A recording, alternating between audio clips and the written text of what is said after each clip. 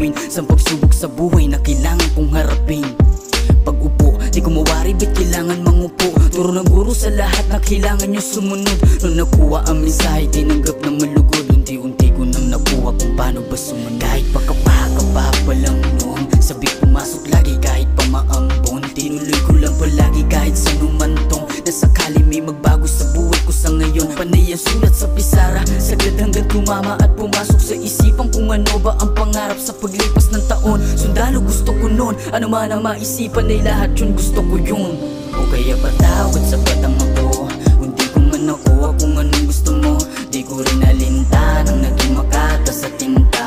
Ayoko nang tigilan mula nung magkapangalan. Patawad sa batang ako, kung di ko man makuha kung anong gusto mo. Di ko rin nalinta nang naging makata sa tinta. Ayoko nang tigilan mula nung magkadumating na ang araw nung ako'y nagpinata. At habang tumatagal mas bumigat yung banta.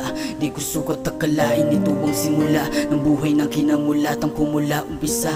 Mga bagay na ngayon ko palang din mararanasan. Patong-patong na hirap na may kasamang kamalasan. Doon ko natutunan kung paano lumaban sa hamon ng buhay habang wala akong karamay. Kung saan na rin ako dinadala ng mga pang nakaapak sa lupa.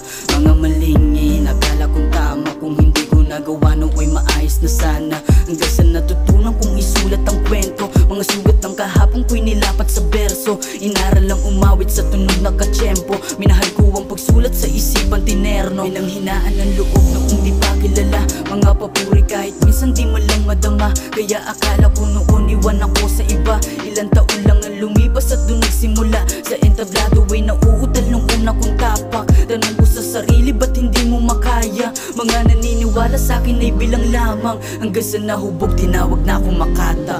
O kaya patawad sa batang ako, hindi ko man nakuha kung anong gusto mo. Di ko rin nalinta nang naging makata sa tinta. Ayoko nang tigilan mula nung magkapangalan. Patawad sa batang ako,